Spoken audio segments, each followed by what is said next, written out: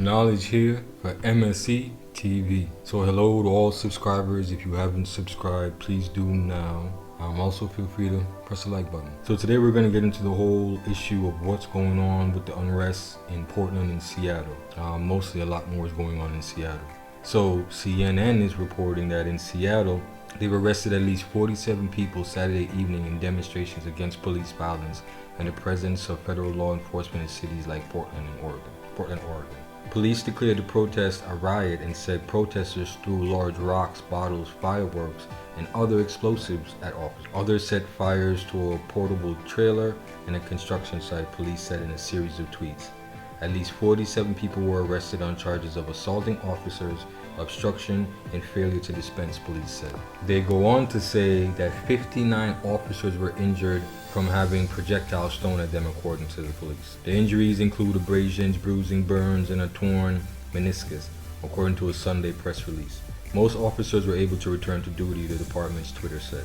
One officer was hospitalized with a leg injury caused by an explosive. During the protest, officers were struck with explosive rocks, bottles, and wood, and an explosive device that was thrown into the East Precinct, causing structural damage and release. The arson and the bomb squad was investigating the incident. The protesters were held in solidarity with demonstrations in Portland, Oregon, where federal law enforcement officers and protesters have violently clashed in a small area near the federal courthouse.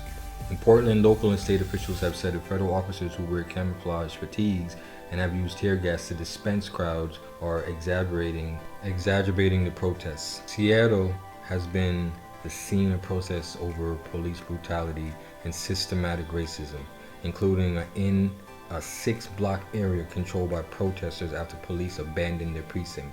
The Capitol Hill organized protests, or Capitol Hill Autonomous Zone. The zone, known as the CHOP, was started by demonstrators calling for justice in the death of George Floyd. But the demonstrations devolved over time, and after a series of shootings, police cleared the zone on July 1st, as CNN wrote at the time.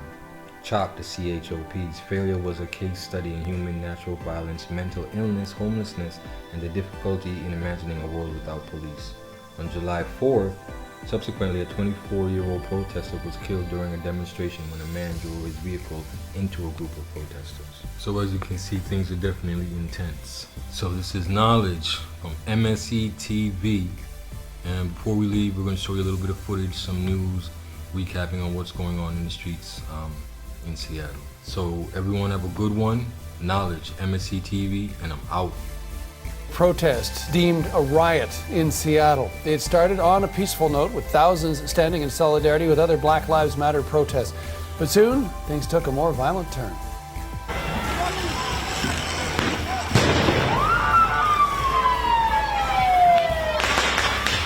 Police say that protesters sent rocks, bottles, and explosives raining down on officers. They responded with force of their own in the form of flash grenades and pepper spray. Laura McQuillan tracking the story for us all morning. Laura, what can you tell us? Yeah, John, police say there were at least 45 arrests up until 10 p.m. last night, but things continued into the night, so we're waiting to hear if there may have been more people taken into custody after what you saw just there. Also, 21 police officers injured in that. We don't know any numbers on how many protesters might also have been injured.